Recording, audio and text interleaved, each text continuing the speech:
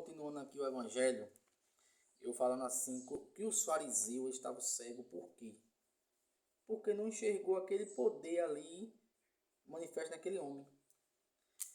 Vocês podem perceber que na leitura, eles expulsam o cego da cidade, porque eles queriam que um cego mentisse. Não, eu não era cego não. Repara também na fé desse homem, eu vou ler aqui para vocês entenderem. Jesus, sobre que o tinha expulsado, encontrou-o, perguntou-lhe. Não, primeiro não foi aí não, foi aqui assim, mas não, atrás. Jamais se ouve dizer que alguém tenha abrido os olhos a um cego de nascença. Se este homem não viesse de Deus, não poderia fazer nada. Os fariseus disseram: Tu nasceste, tu necessita do tu nasceste todo em pecado e está nos ensinando. Aqui nesse pequeno trecho aqui, o cego estava pregando para eles. Como eu estou fazendo para você aqui? O cego estava fazendo pregação para os judeus. O cego estava fazendo uma catequese para os judeus. Aquele homem que não tinha estudo, era cego, agora na frente dos judeus, na catequese para eles. Prega o evangelho para eles. Ah, mas como é que prega o evangelho? Como ele faz a catequese? Porque o judeu, o cego está falando assim para os judeus. Vocês acham que ninguém nunca viu falar que um homem curou alguém de nascença? Ninguém nunca viu falar aqui. E esse disse que esse homem não vem de Deus? Então, quando ele fala isso, ele tem fé em Cristo. Ele acredita em Cristo. Ele fala que Jesus é o Filho de Deus. É um homem santo. É um profeta. Só que os judeus não acreditam nele. Por causa do orgulho. Porque, por exemplo, eu aqui não sou rico. Não sou famoso. Estou pregando para você. Aí você não acredita em mim. Porque eu não sou famoso, não sou rico. Eu não tenho fama.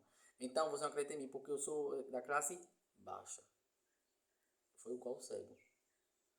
Às vezes você está cego, não é desse olho que eu estou aqui vendo e você está vendo aí ao seu redor, na sua casa, onde você está. Não é esses olhos que você tem que ter cuidado, que esses olhos aí vai ser carnal. Ele vai ser comido pela terra. Mas os olhos espiritual que você tem que ter, do cego. Ele acreditou que Jesus é o verdadeiro Filho de Deus. Ninguém fez uma cura que nem ele. Nunca vi falar que ninguém curou ninguém de nascença. Esse homem agora cura. Me cura de nascença. E você disse que não é um homem filho de Deus? Não é um homem de Deus? Como assim? Aí os judeus, por sua vez, ficam irritados, indignados e expulsam aquele homem. Expulsa aquele homem daquele lugar. Os fariseus disseram-lhe: Tu nasceste. Aí aqui foi na hora que o cego, que agora voltava a enxergar, estava pregando para eles, dando a catequese para eles. Jesus soube que eu tinha expulsado, encontrou-os, perguntou-lhe: Acreditas no Filho do Homem? Respondeu ele: Quem é, Senhor, para que eu creia nele? Jesus disse: Tu o está vendo, é aquele que está falando contigo. Exclamou ele: Eu creio, Senhor. E prostrou-se diante de Jesus. Então Jesus disse: Eu vim a este mundo para exercer um julgamento, a fim de que os que não vê, os que não vê, seja e os que vê, se tornem cegos. Não.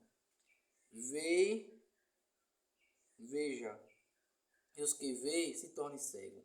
Foi a questão dos fariseus, dos judeus. Porque os judeus estavam vendo tudo, mas se tornou cego por causa digamos assim, do poder manifestado naquele homem. Então ele estava cego. Ele não queria enxergar, não compreendeu. Jesus, ele disse assim: Eu vim para aquelas pessoas que são cegos voltem a enxergar e os que se enxergam se seguem. É como se fosse assim: eu vim converter aqueles prostitutos, cegos, pecadores. Vim converter esse pessoal. E aí agora esse pessoal de dentro da igreja que dizia os judeus se torne cego. Não veja essa glória. Quantas vezes as pessoas querem ler, querem rezar ali na comunidade, e as pessoas da comunidade não dão oportunidade. Não dá. Aí chega o tempo que necessita de um leitor, necessita de alguém de frente e não tem ninguém. Aí eu fico se perguntando, ninguém quer ir. Oh, só você que queria ficar de frente. Quantas pessoas queriam às vezes ali ler, você não deu oportunidade, ficar escolhendo, é você, é aquele. Aí fica escolhendo só a panelinha. Aí se não tiver aquele de ler, aí é a hora de eu escolher um e outro. Não é assim que a banda toca. Você vai ler hoje, quem quer ler aqui hoje, vocês lê, amanhã, do domingo, outras pessoas ali lê. Mas não, se tiver o 10 da panelinha, lê aqueles 10. Aí quando não tem a panelinha, não vem, a igreja fica sem leitor. Aí aquelas pessoas ali que escolhem a panelinha para ler, tem que ler 2, 3 leituras. Porque antes não capacitou outras pessoas para estar ali, acompanhando e rezando. Aí fica depois se lamentando. Ah, não tem quem reze. As pessoas também, não é todo mundo que tem a capacidade de entender, de receber humilhação dentro da igreja. Não é todo mundo. Não é todo mundo que tem raiz. Então a maioria das pessoas, começando, às vezes precisa de apoio, de orientação, não de espantar. A gente tem que ter cuidado, não é fácil labutar com a gente, não é fácil. Principalmente da igreja, não é fácil.